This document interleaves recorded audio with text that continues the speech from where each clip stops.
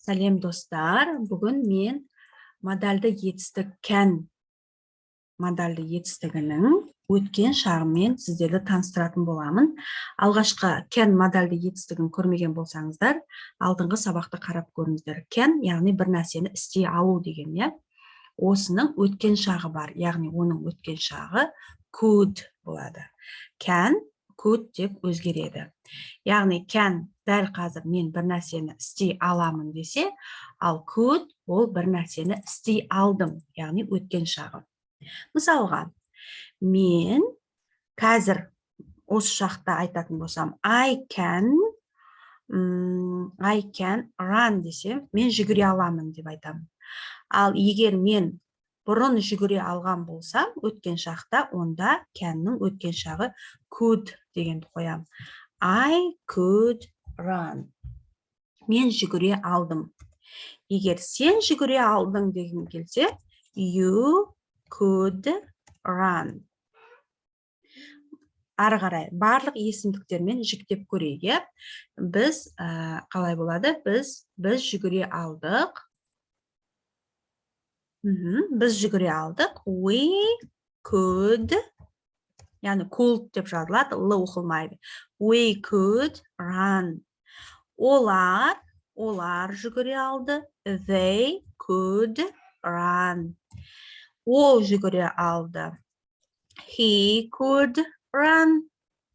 Ал ол қыз бала болса, he ұлдарға, she қыздарға, яғни әйел тектілер, ертектілер.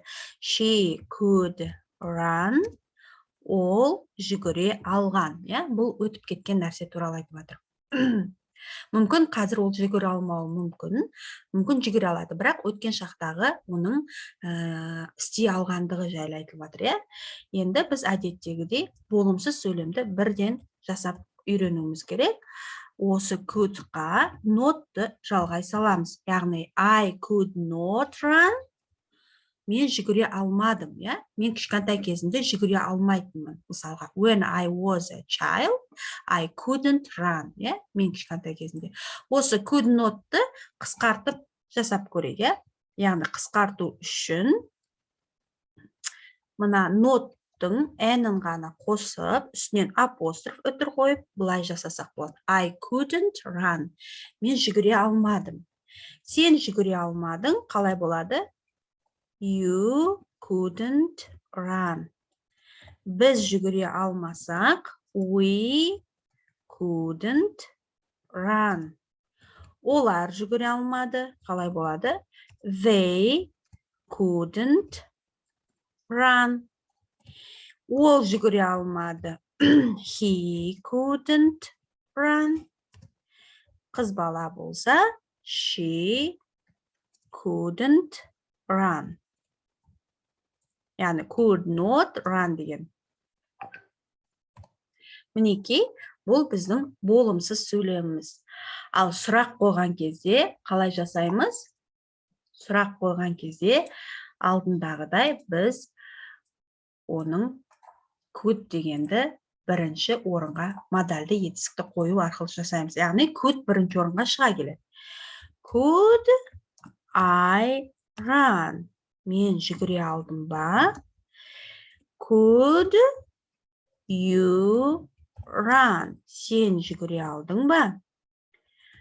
Could we run? Біз жүгіре алдық ба? Could they run? Олар жүгіре алды ма? Could he run? Ол жүгіре алды ма? Немесе қыз бала болса, қалай айтамыз? Could she run? Яғни, бұл бізде қандай сөйлем? Сұраулы сөйлем. Мінекей, бұл can деген модальды етістіктің болымсыз сұраулы сөйлемдері. Яғни, can модальды етістігінің осы шаға can болатын болса, ал өткен шақта could болады. Істей алдым деген мағынаны білдіреді.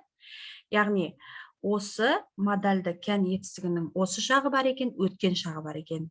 Ал оның тағы да келер шақта формасы сәл өзгереді, бірақ келер шағында келесі сабақта сіздерге түсіндіретін боламын. Ол үшін осы алғашқы осы шағын және өткен шағын дәптерлеріңізге жазып алыңыздар. Содан кейін келер шақтың осы can модальді етістігінің келер шағын түсіндіретін боламын.